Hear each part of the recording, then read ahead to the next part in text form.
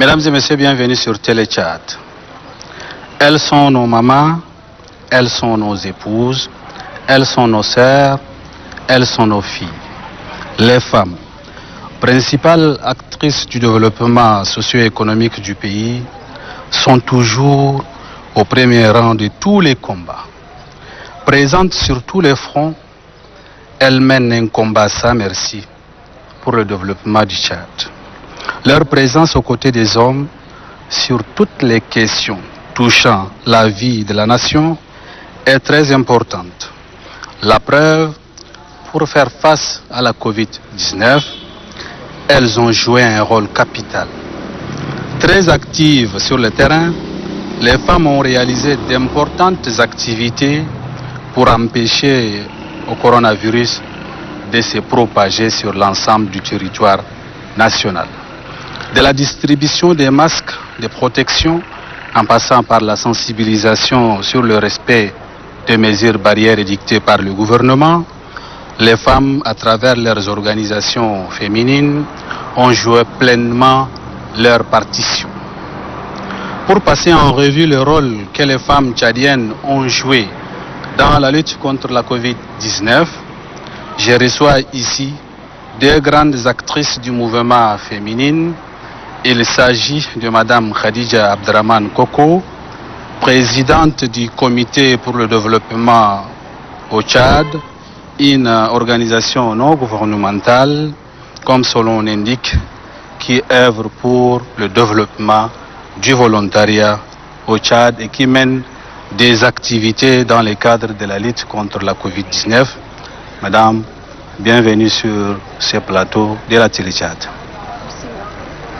La seconde invitée ici à ma droite, Madame Hapsita Doudji Mardire, elle est la présidente de Focus International, une organisation qui œuvre pour la promotion du leadership féminin et du développement potentiel de la jeune fille tchadienne.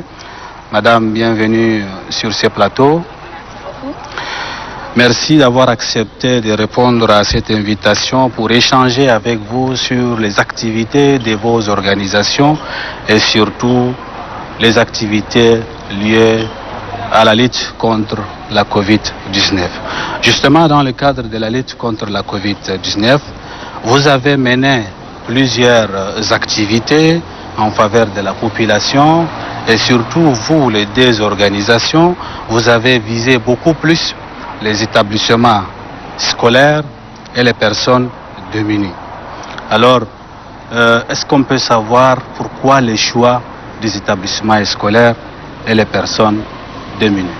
Donc, nous particulièrement à Focus International, qui sommes une organisation de jeunesse féminine de haut niveau et aussi un mouvement d'éducation populaire qui fait la promotion du leadership féminin et du développement du potentiel de la jeune fille tchadienne.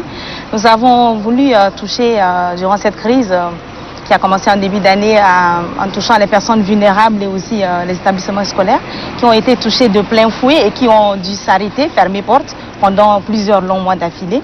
Donc à la reprise maintenant, il était question d'approcher les élèves, d'aller d'établissement en établissement. Et nous, particulièrement à Focus International, nous nous sommes focalisés sur la périphérie de N'Djamena. Parce que généralement, on a observé que ce sont eux qui n'observent pas les mesures barrières. Parce qu'il suffit de se rendre en dehors de N'Djamena pour voir que les gens y vivent comme avant, comme si rien n'a changé. Or, les choses ont changé. Donc ces enfants qui vivaient dans un environnement où pour eux tout était normal à la maison, pour ne pas qu'ils puissent venir à l'école et être un facteur de risque pour eux-mêmes et pour les autres, il fallait les sensibiliser sur les mesures barrières et leur fournir aussi, parce qu'ils sont aussi un peu démunis, les moyens de combattre effectivement la pandémie aussi. Donc voilà pour les raisons qui nous ont poussé, nous, à nous focaliser sur les établissements scolaires à la périphérie de N'Djamena. Ok, nous allons revenir à vous, madame. Est-ce que vous pouvez nous dire pourquoi vous avez opté pour ces choix, c'est-à-dire les établissements scolaires, les filles surtout de l'établissement lycée féminin d'Amrigué, mais précisément? Pourquoi? Merci beaucoup. Déjà, notre ONG qui est une organisation qui travaille beaucoup plus dans le cadre du développement du volontariat au Tchad. Depuis que cette pandémie a commencé ici au Tchad, le CDVT n'a pas croisé les bras et nous étions sur le terrain pour aider la population tchadienne Et c'est dans cette optique que nous avons vraiment travaillé dans de différentes sensibilisations dans les arrondissements. Et on s'est focalisé beaucoup plus sur les lycées féminins. Pourquoi le choix du lycée féminin? Parce que c'est un lycée des filles. Et nous, dans nos objectifs, on vise beaucoup plus l'autonomisation de la femme, on vise beaucoup plus l'accompagnement de la jeune fille. Et un de nos objectifs aussi en termes de mobilisation de volontaires, nous avons ce quota de 50-50 pour mobiliser plus de filles.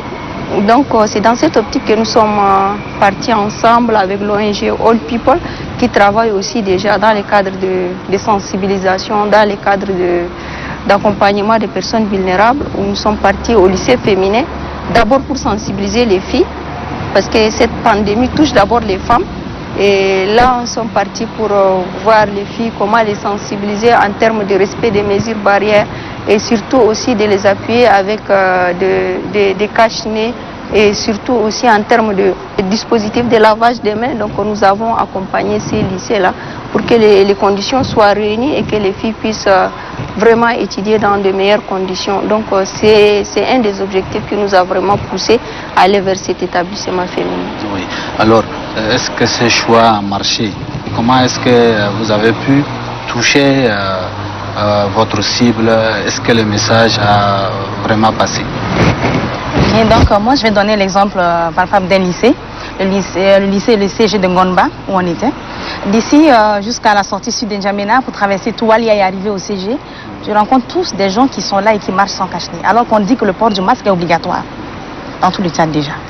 Et donc arrivé là-bas dans ce lycée, on a vu qu'il y avait un seul dispositif de lavage des mains à l'entrée pour au moins 12 ou 16 classes qui sont là.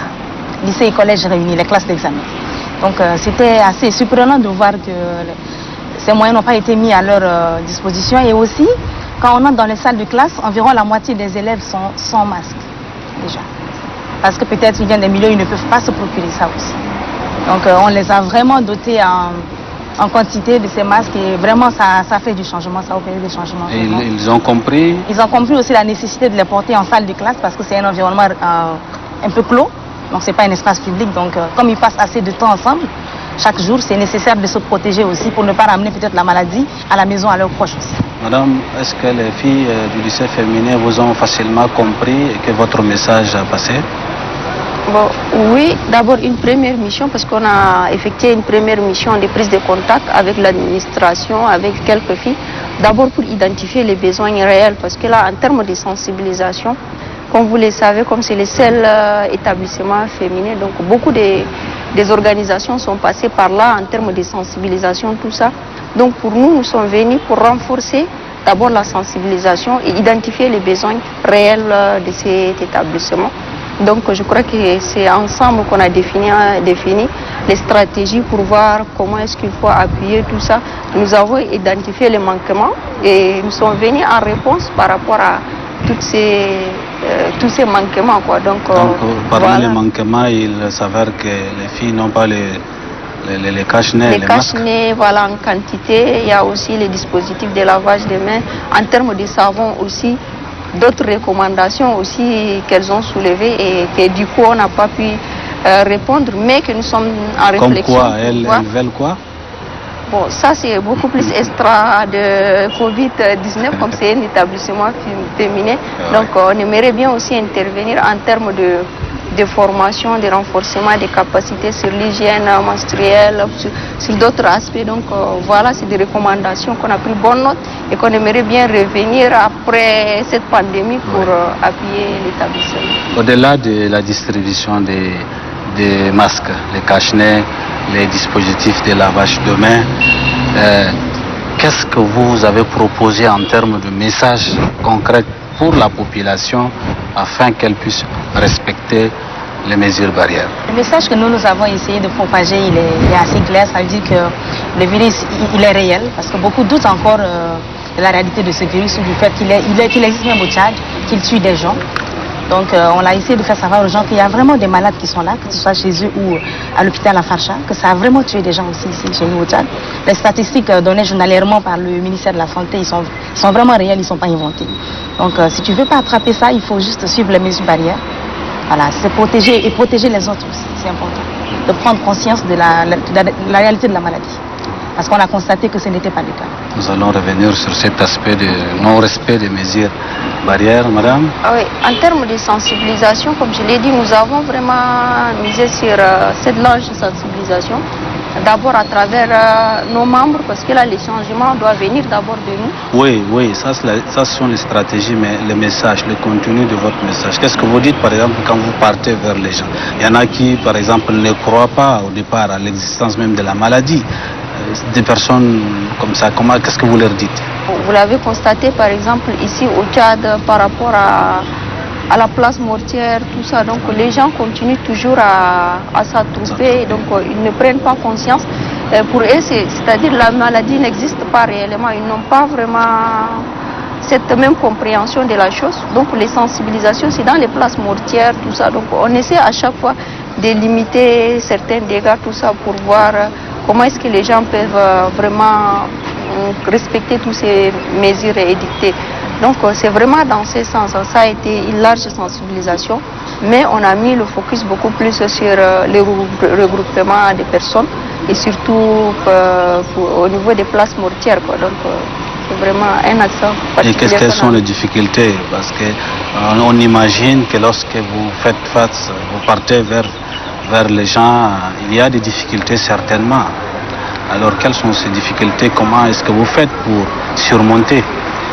Bon, les difficultés vraiment sont énormes, c'est pas facile parce que là, les gens ils sont frappés donc, par cette douleur, ils sont vraiment sous le choc.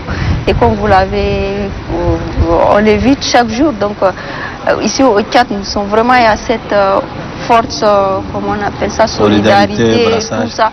Donc s'il y a un cas de décès, les gens se mobilisent des fois, ils viennent même des villages, tout ça. Donc on leur a dit que vraiment c'est un truc qui est temporaire, donc vraiment il faudrait qu'on s'organise. On fait face à cette situation d'urgence et après ça on peut revenir graduellement. C'est difficile, mais nous devons faire avec. C'est difficile, mais on doit faire avec. Donc aujourd'hui nous avons perdu un seul proche. Il se pourrait que cette personne-là soit peut-être contaminée et après voilà vous allez voir la chaîne de transmission. Donc il faut vraiment être regardant sur cet aspect voilà le message que nous avons transmis. Des fois ça passe très vite, des fois c'est compliqué, mais à la fin les gens finissent par comprendre. Je souhaiterais juste ajouter quelque chose. Oui, allez-y. Par rapport au message que les gens n'arrivent pas à vite comprendre aussi et qui est tellement ancré dans nos mœurs, c'est le fait de se saluer en se serrant les mains. C'est un message que ça a été difficile de dire aux Tchadiens, saluons-nous maintenant sans nous serrer la main.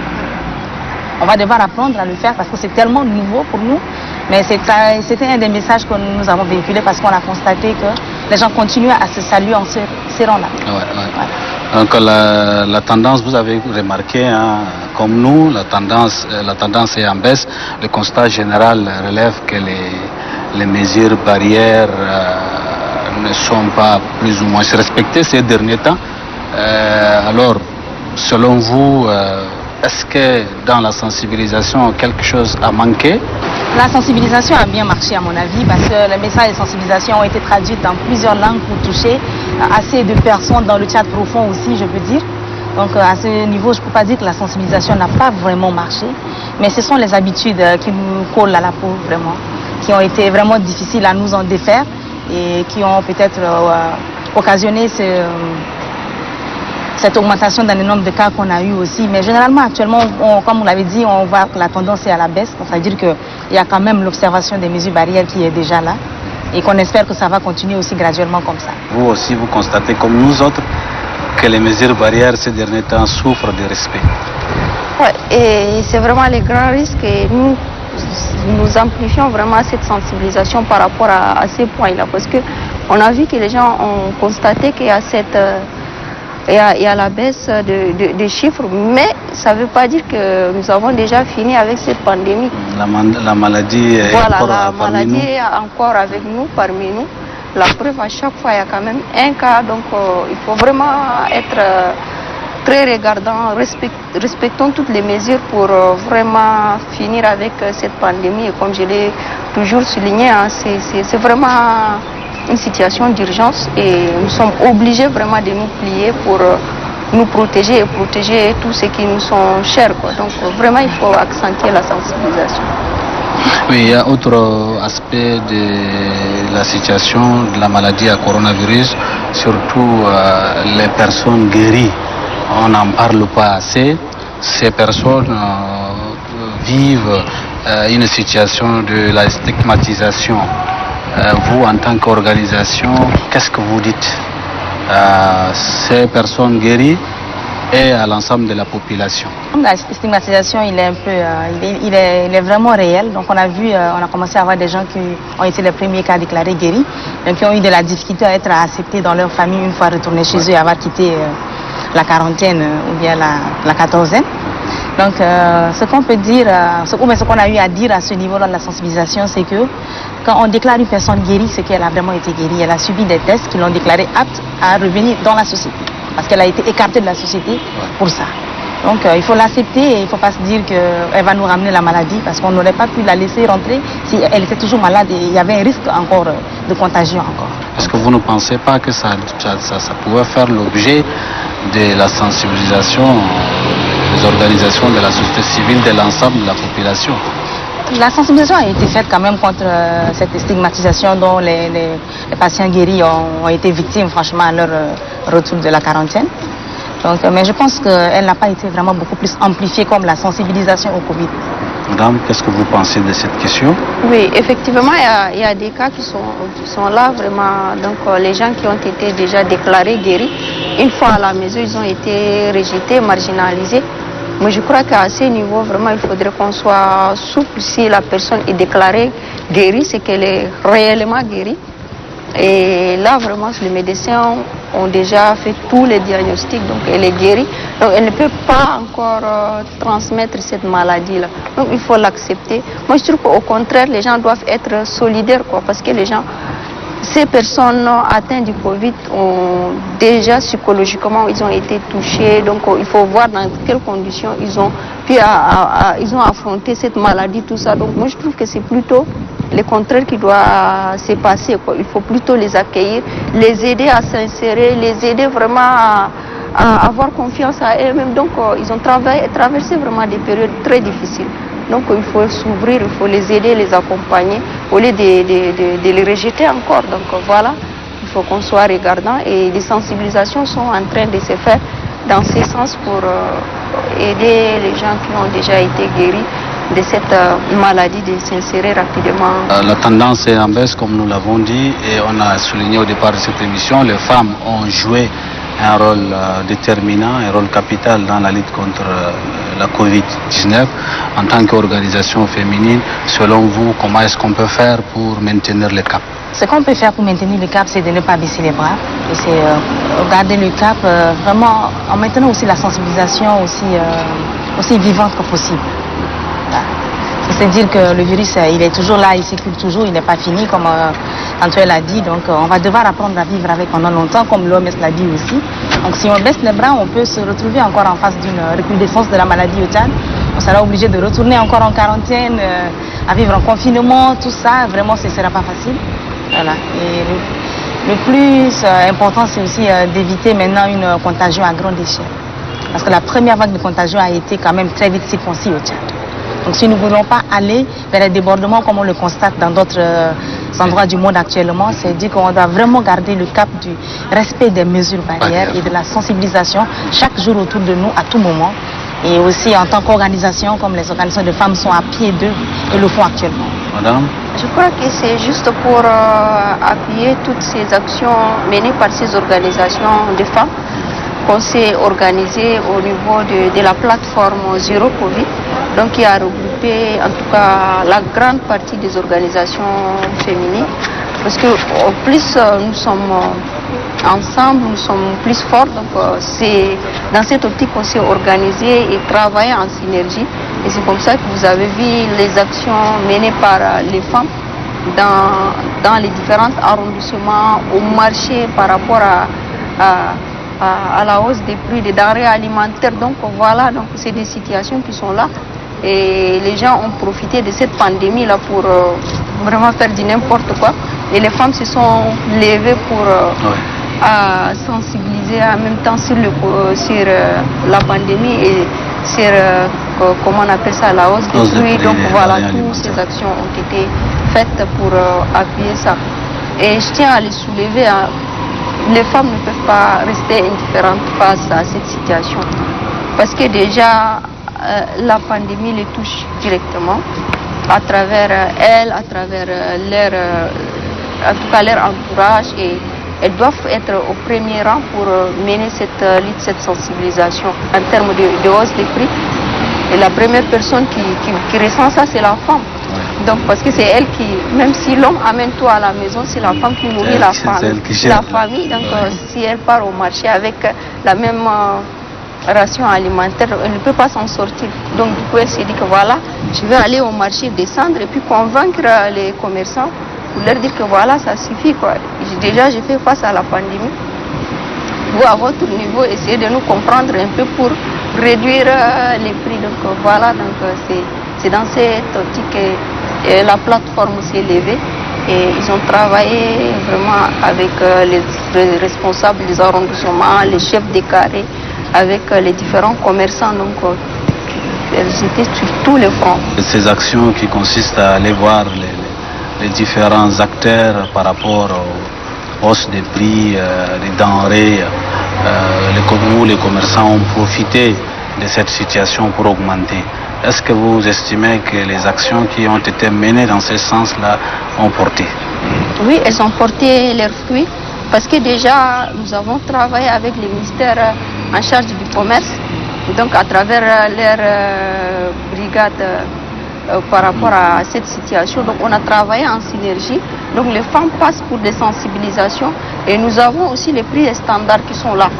Ces prix ont été affichés partout. Et les commerçants sont tenus de respecter ça. Et vraiment, j'ai salué aussi leur collaboration. Ils ont vraiment collaboré, ils nous ont accompagnés. C'est des stratégies qu'on a développées ensemble pour pouvoir répondre à ça. Et si vous voyez aujourd'hui les femmes vendeuses de poissons, si elles sont organisées maintenant, elles portent leur tenue, tout ça. Donc c'est grâce à ces sensibilisations, parce qu'elles font partie aussi de la plateforme. Donc c'est des aspects qui sont vraiment visibles. Alors, en tant qu'organisation qui mène des actions de sensibilisation en faveur de la population, qu'est-ce que vous préconisez? Je pense que ce serait bien d'impliquer la population et aussi de soutenir les groupes organisés comme la plateforme, comme elle venait de le dire, qui a un grand regroupement d'organisations qui sont vraiment sur le terrain à pied d'œuvre pour faire cette sensibilisation. Et on a eu à l'observer.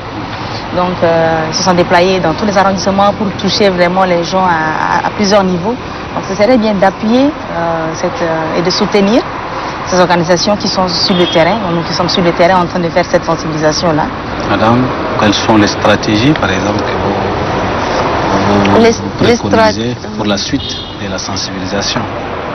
Bon, pour la suite de la sensibilisation, déjà, du moment où nous sommes jusqu'à là, on n'est pas encore arrivé à 0 cas. Donc, je crois que la sensibilisation doit continuer. Ça, c'est le premier aspect. On ne va pas vraiment baisser les bras.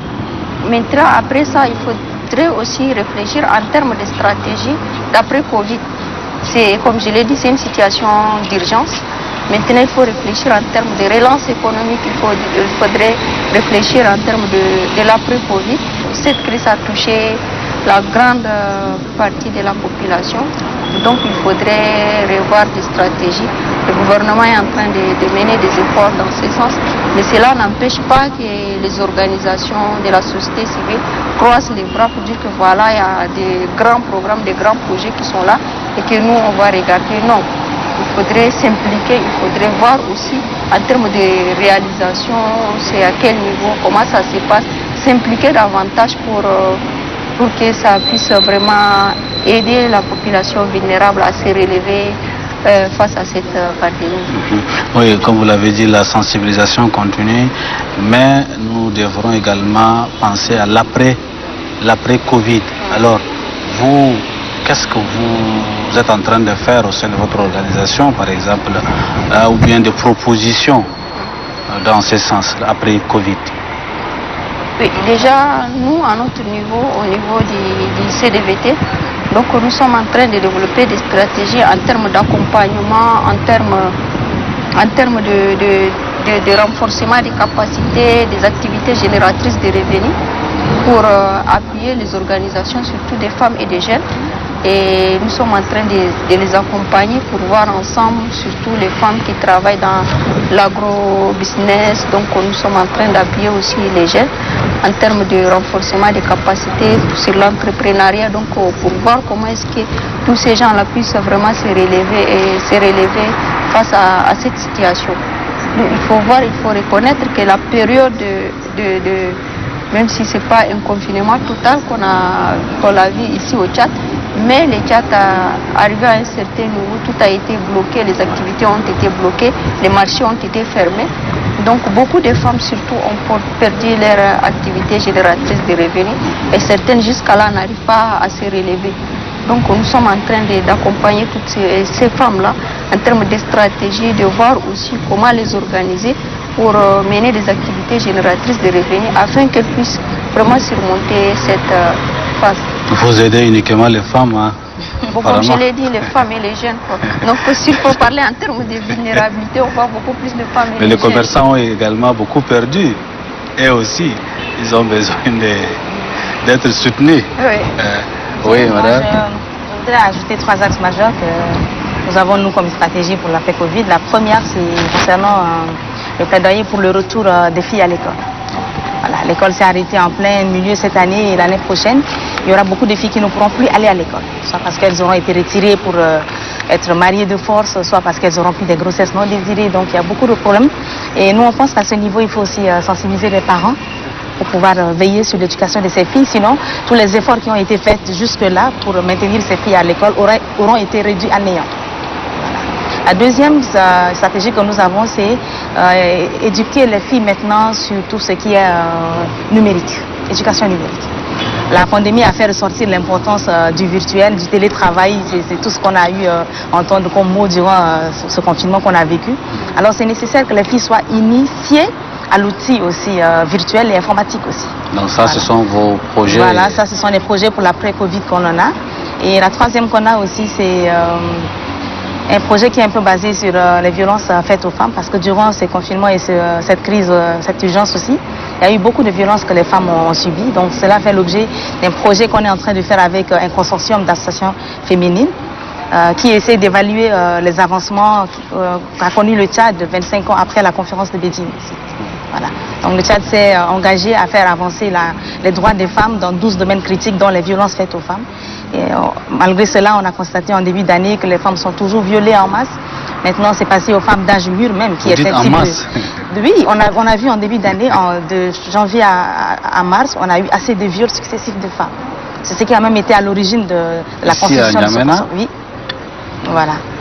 Donc, si notre pays s'est engagé à éradiquer la violence faite aux femmes et à prendre des mesures en ce sens, pourquoi nous continuons d'être violés en toute impunité en fait? Voilà, donc nous faisons un plaidoyer en ce sens aussi actuellement. Madame, moi je crois qu'il ne faut pas relativiser un peu? On ne peut pas relativiser parce que nous continuons toujours à être violés et rien n'est toujours fait. Ça, c'est une réalité. Vous dites rien? Peut-être que c'est les efforts du gouvernement dans ce sens-là, vous dites rien? Moi, je parle en termes de traduction dans les faits, de l'applicabilité des lois. On a des lois qui sont là. Et maintenant, si les différents violeurs, que nous connaissons d'ailleurs aussi beaucoup, parce qu'on suit beaucoup de cas qui ont été référés, voilà. Ils ne sont pas punis à la mesure de leur acte. Pourtant, il y a des cas comme ça qui sont traduits devant les juridictions. Peut-être c'est une petite minorité. Votre message pour la population pour continuer la suite des sensibilisations, en un des mots? Il faudrait toujours continuer à respecter les mesures barrières. Il faut continuer avec la sensibilisation. Il faut qu'on avance tous ensemble pour vraiment éradiquer cette pandémie de notre cher pays. Donc il faut vraiment qu'on avance ensemble. Maintenant, en termes de sensibilisation, il faut cibler maintenant. Je trouve que ces derniers temps, il y a un relâchement. Surtout dans les cérémonies. Donc les gens commencent à faire comme si... Même vous, les organisations, vous avez relâché. On ne vous sent pas comme au début. Bon, ça dépend parce que là, c'est pas la même énergie d'avant, mais la sensibilisation n'a pas été suspendue systématiquement. Donc, les sensibilisations continuent. Et la preuve, donc, nous avons parcouru les établissements scolaires, nous continuons toujours à sensibiliser. Et la sensibilisation, c'est pas à chaque fois, comment on appelle ça, c'est pas à chaque fois médiatisé. mais il y a quand même des petites sensibilisations tout autour de nous. Ça continue, quoi. On continue toujours dans cette sensibilisation pour un changement de comportement. Et il faudrait aussi qu'on trouve des stratégies vraiment pérennes en termes de relance économique, surtout pour les couches vulnérables. Il faudrait vraiment être très regardant. Mon message s'adresse au moment de la fin s'adresse principalement aux femmes.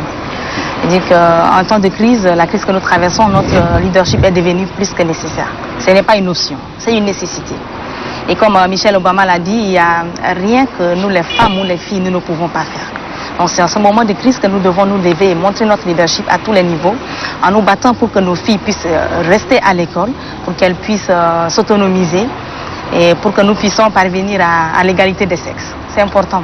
Vous appelez aux femmes à s'imposer. Ouais. Merci beaucoup. Je vous remercie d'avoir accepté de venir partager ces moments avec nous pour passer le message, pour continuer à sensibiliser la population à travers la télé-Tchad. Nous aurons d'autres opportunités pour poursuivre la sensibilisation, Inch'Allah.